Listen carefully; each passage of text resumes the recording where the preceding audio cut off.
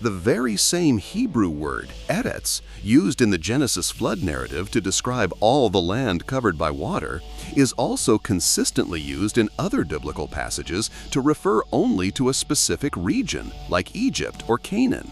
This linguistic nuance is just one piece of the growing body of evidence suggesting the biblical flood, while profoundly real and devastating to those who experienced it, was not a global event encompassing the entire earth. For millennia, the story of Noah's Ark and the Great Deluge has captivated humanity.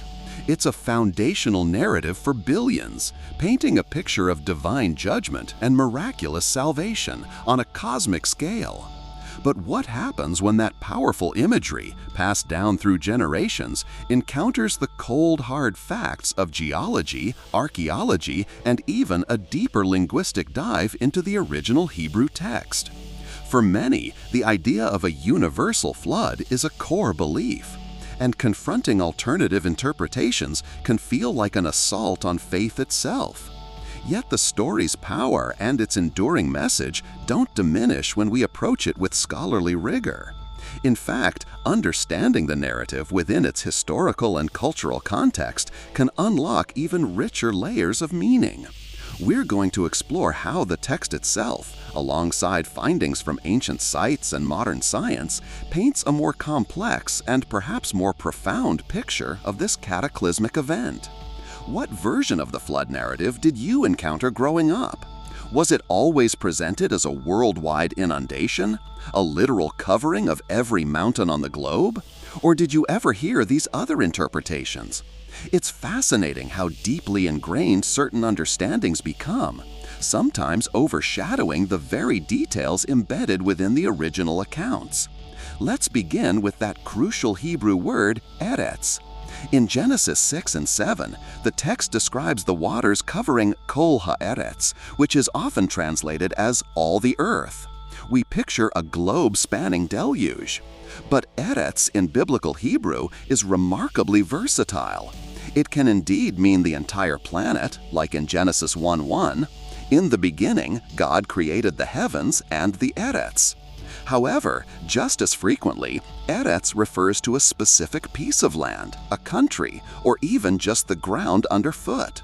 Consider Genesis 41:57, which states, "And all the Eretz came to Egypt to buy grain from Joseph, because the famine was severe in all the Eretz." Clearly, all the Eretz here doesn't mean people from China and South America came to Egypt. It refers to all the land of the surrounding known region, Canaan and its neighbors. We see this usage again and again. Eretz Mitzrayim, the land of Egypt. Eretz Canaan, the land of Canaan. Given this linguistic flexibility, the phrase Kol ha'eretz in the flood narrative doesn't have to mean the entire globe. It could just as easily mean all the land of Noah's known world, a catastrophic inundation that covered the entire region visible and known to the ancient writers. To truly grasp the significance of this, we need to step into the shoes of the ancient authors and their audience.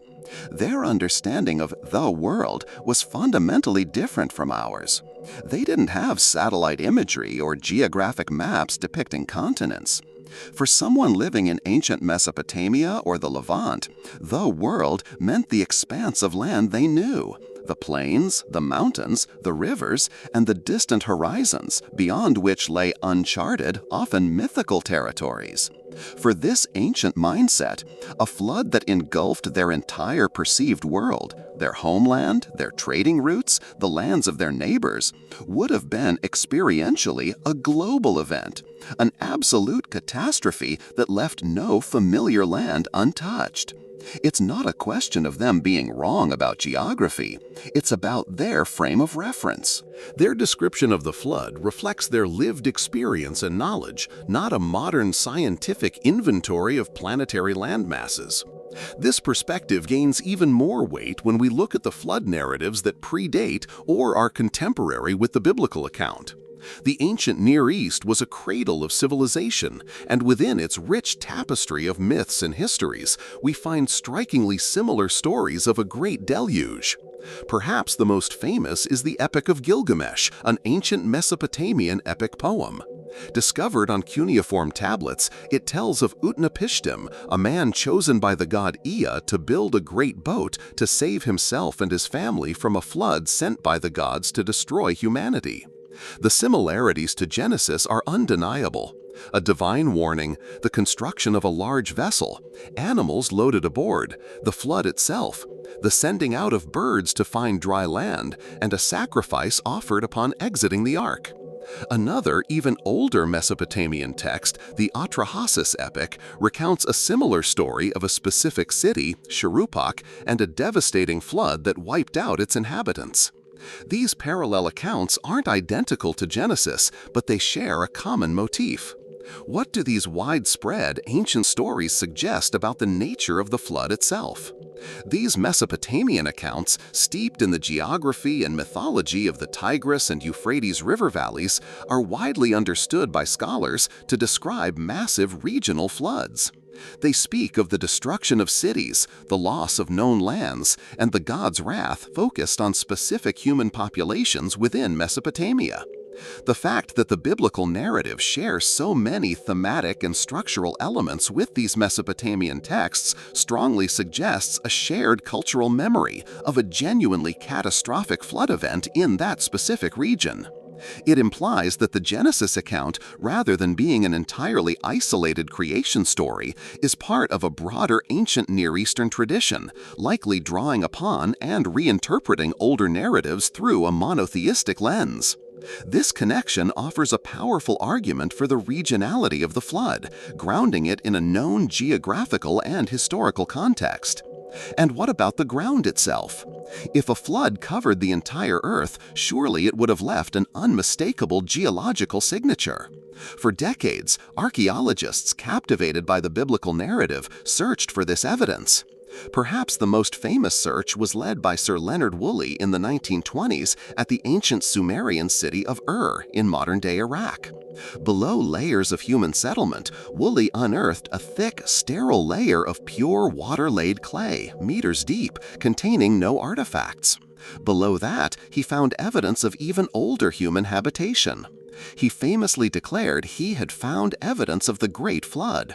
Imagine the excitement, the validation for so many who had long held the story as literal history. It seemed for a moment that the spade had confirmed the scripture. However, subsequent archaeological work across Mesopotamia complicated this neat picture. Other excavations at sites like Kish and Shuruppak, also in modern Iraq, revealed similar flood layers. But here's the critical detail. These layers were not synchronous.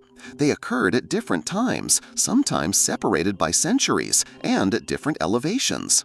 Some cities show evidence of massive flooding, while contemporary cities just a few miles away show no such disruption.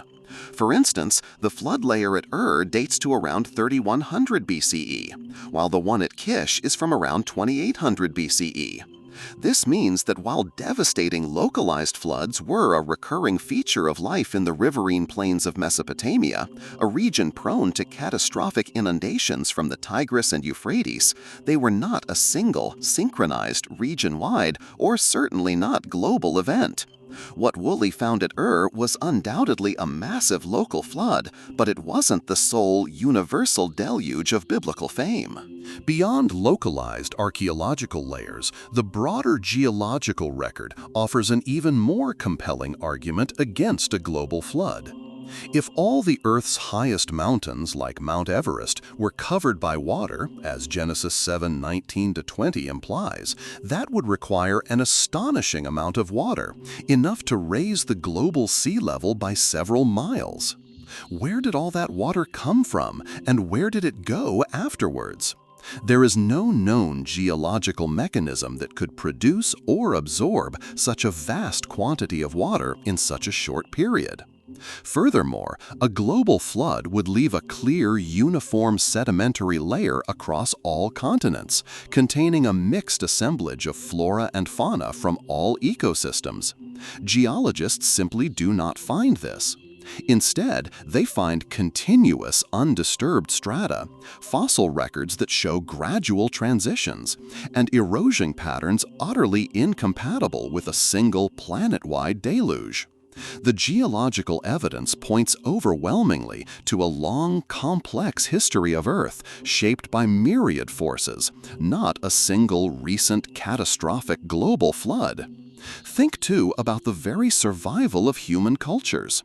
If a global flood truly wiped out all terrestrial life outside the Ark, then all civilizations and cultural developments preceding the flood would have been utterly erased, leaving a clean slate for humanity to restart from a single family.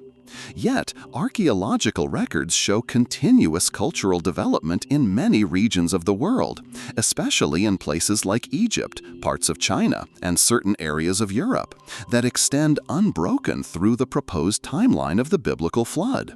We see uninterrupted sequences of pottery styles, architectural techniques, and agricultural practices. For example, ancient Egypt's dynastic period, with its well-documented pharaohs and monumental construction, continued without any evidence of a catastrophic interruption around the traditional dating for the biblical flood. This continuity is fundamentally at odds with the idea of a global reset for human civilization. Then there's the question of the Ark's logistics, a point often debated by scholars and laypeople alike. The biblical text describes Noah taking 2 of every kind of animal onto the Ark. Even if kind refers to something broader than species, perhaps like family or genus, the number of distinct animal groups would still be astronomical. How would Noah, living in the ancient Near East, collect kangaroos from Australia, polar bears from the Arctic, or llamas from South America? The sheer scale of such a task, without modern transportation or knowledge of global geography, renders it practically impossible. Furthermore, even for the animals of the ancient Near East, the challenges of housing, feeding, watering, and managing the waste of thousands, if not tens of thousands of animals for over a year on a single wooden vessel are staggering. It pushes the boundaries of credibility far beyond simple faith. This practical impossibility further suggests a more localized scope, where all animals refers to all the animals of that region, or all the animals that Noah typically encountered. Even the behavior of the birds Noah sends out from the Ark hints at a regional event. After the waters had subsided for some time, Noah first sends out a raven. The text says the raven went forth to and fro until the waters were dried up from off the Eretz. This implies the raven found places to land, perhaps floating carcasses or higher ground relatively quickly. Later, Noah sends out a dove. The first time it returns, finding no resting place. The second time it returns with an olive leaf plucked from a tree. An olive tree, a terrestrial plant, would not survive being submerged in salt water for a year, let alone the initial torrential rain and powerful currents of a global deluge. It suggests that land with resilient vegetation was not too far away, implying a more contained body of water that receded from a localized area where life could quickly recover.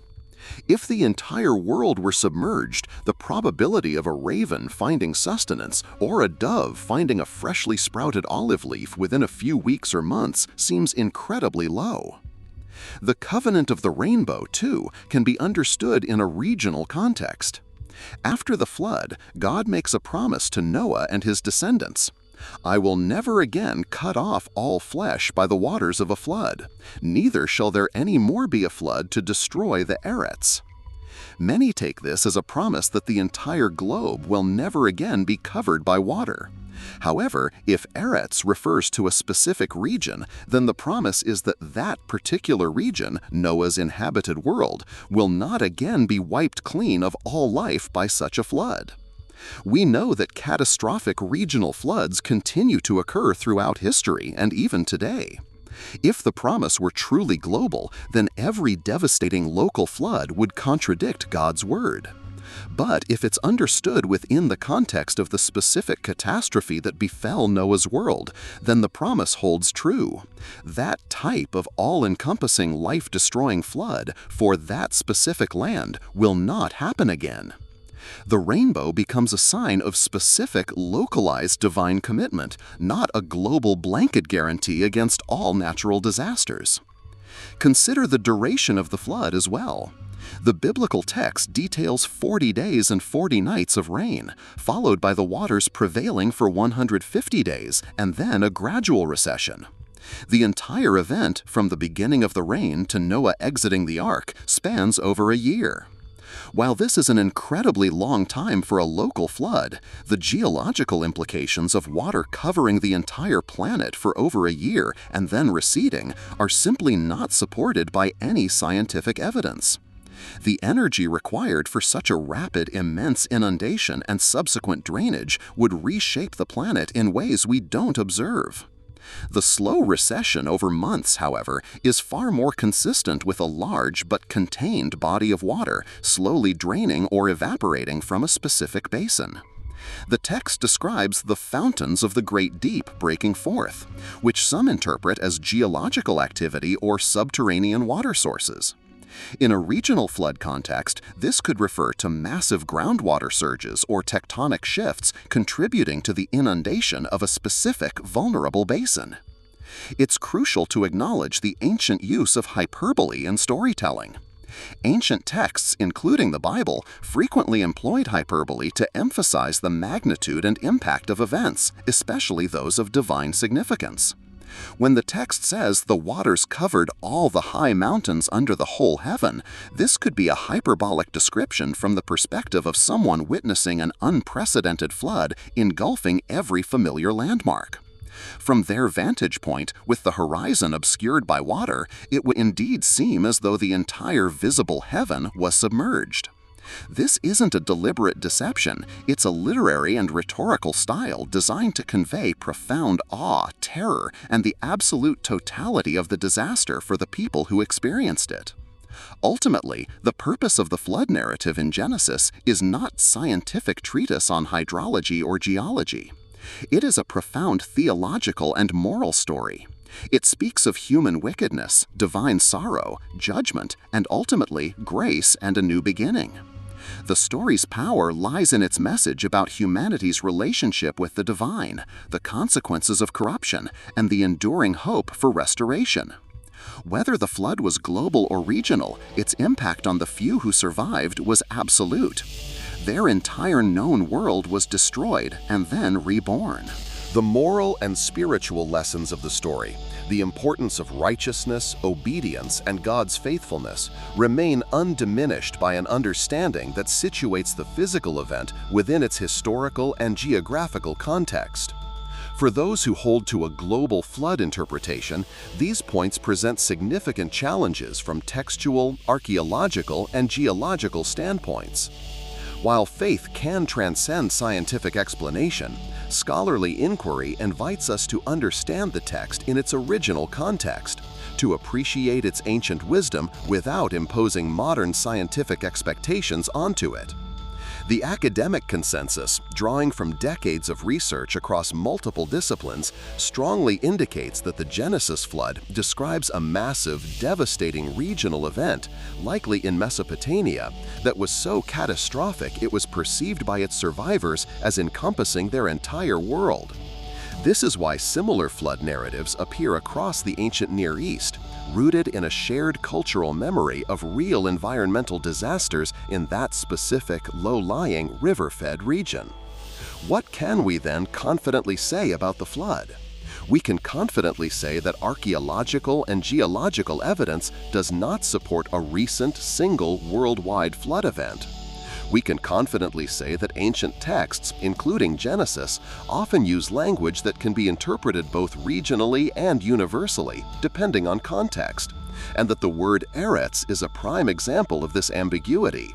We can confidently say that major, devastating regional floods were a recurrent, impactful feature of life in ancient Mesopotamia, leaving a deep and lasting imprint on human memory and oral tradition, eventually finding their way into revered texts like the Epic of Gilgamesh and the Book of Genesis. What we cannot say with any scientific or archaeological precision is the exact date, specific location, or precise extent of the singular flood event that directly inspired the biblical narrative, beyond it being a catastrophic inundation in the ancient Near East that profoundly impacted the entire perceived world of its survivors. Understanding this narrative through the lens of history, language, and archaeology doesn't diminish its power. It allows us to appreciate the extraordinary human and divine drama it conveys, rooted in the very real experiences of an ancient people.